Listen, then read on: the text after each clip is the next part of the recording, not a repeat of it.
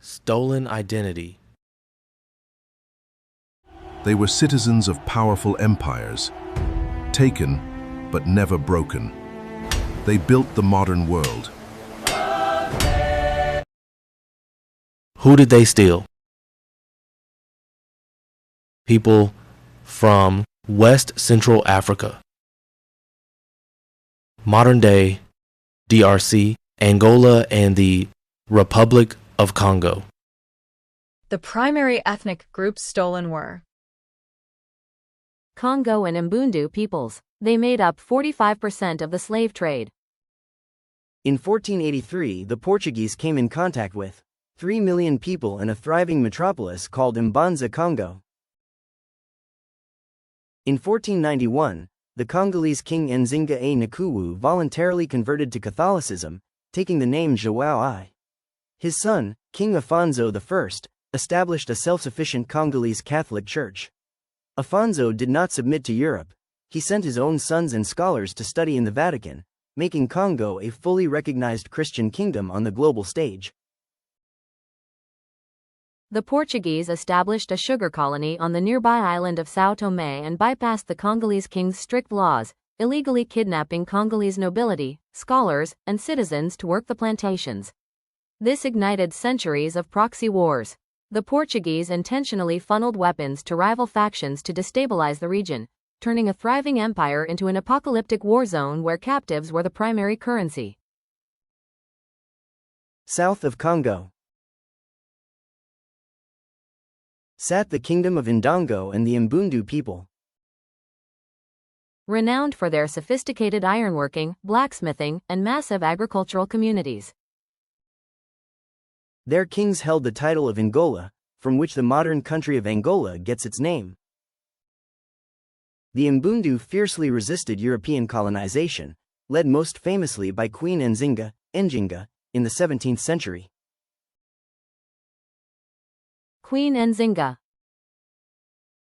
Because so many Congolese and Mbundu people were trafficked, their specific culture became the foundational bedrock of the African diaspora, especially in Brazil, Haiti, South Carolina, and Louisiana. Language and culture. The Kikongo and Kimbundu languages heavily infiltrated the Americas. Words we use today, including zombie, from Nzambi, meaning God, spirit, Makumba, and Gumbo, from Kiangombo, are direct linguistic survivals.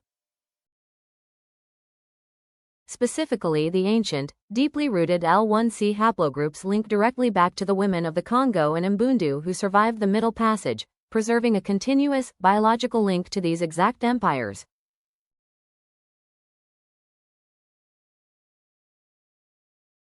The name, Nzinga, was traditionally given to children who were born with the umbilical cord wrapped around their neck, which was considered a sign of immense spiritual power and future leadership.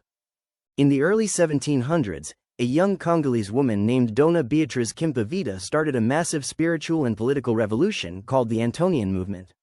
She engaged in a radical critique of the biblical narrative being pushed by European missionaries. She taught that Jesus Christ was born in the Congo, that the true Holy Land was in Central Africa, and that European powers had corrupted the original scriptures to justify human trafficking and war. She demanded an end to the civil wars that were feeding the slave ships. In 1706, she was burned at the stake as a heretic by forces allied with the Portuguese.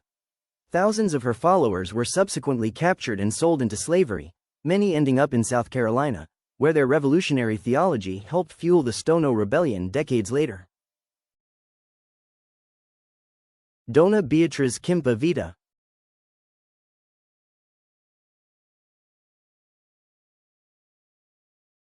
In Mbundu society, blacksmithing was not just a trade, it was a sacred, elite role. The manipulation of earth and fire to create iron was viewed as a divine act.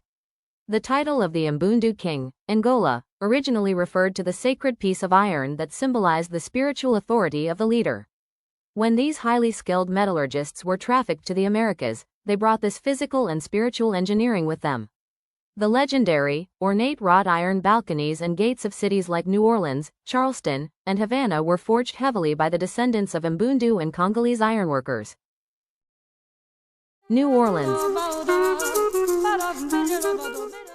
From 1605 until its suppression in 1694, Pernambuco, what is today the Brazilian state of Alagoas, Palmares was home to not only escaped enslaved Africans, but also to indigenous peoples, caboclos, and poor or marginalized Portuguese settlers, especially Portuguese soldiers trying to escape forced military service.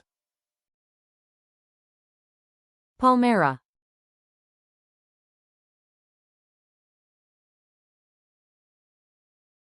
During the deadly Boston smallpox epidemic of 1721, the survival of the city was due entirely to the medical knowledge of an enslaved West African man named Onesimus. Onesimus, likely from the Akan ethnic group in modern-day Ghana, was enslaved by the prominent Puritan minister Cotton Mather. When Mather asked him if he had ever had smallpox, Onesimus explained a common medical practice from his homeland: variolation, inoculation. This knowledge laid the immediate groundwork for the eventual development of vaccines, meaning the foundation of American immunology was directly imported from West African scientists who were legally categorized as property. In the 18th and 19th centuries, thousands of enslaved people, particularly from Brazil, either bought their freedom, won it through rebellion, like the Male Revolt, or were emancipated and sailed back to Africa.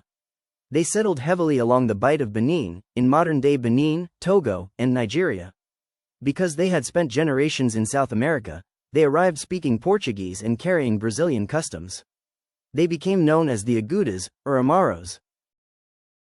They fundamentally changed the physical landscape of West African cities. Highly skilled carpenters and masons returning from Brazil built stunning, colorful, Baroque-style mansions and mosques in cities like Ouidah and Lagos. This unique, Afro-Brazilian architecture still stands today as a physical testament to the people who survived the Americas and successfully returned home. Lagos. Benin. Kingdom of Kongo. How we got here. In the summer of 1619, Portuguese forces, allied with Imbangala mercenaries, invaded the Kingdom of Ndongo in modern-day Angola. They captured thousands of Mbundu citizens, marched them to the coast, and loaded about 350 of them onto a Portuguese slave ship called the São João Bautista, which was bound for Veracruz, Mexico. As the Portuguese ship crossed the Gulf of Mexico, it was attacked by two English privateer ships, essentially pirates with government backing, named the White Lion and the Treasurer. The English raided the ship and stole about 50 to 60 of the Mbundu captives. The White Lion sailed up the eastern seaboard of North America looking for a place to resupply. In August 1619, it dropped anchor at Point Comfort, which is modern-day Fort Monroe in Hampton. The crew traded 20 and odd of these Mbundu captives to the local colonists in exchange for food and supplies. This exact transaction in Hampton marks the historical beginning of slavery in English North America.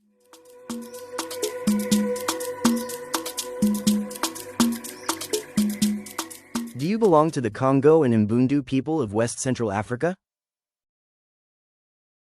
You also come from a lineage of peoples that were sophisticated, literate, and fiercely independent. The wealth, infrastructure, and culture of the Americas do not exist without them.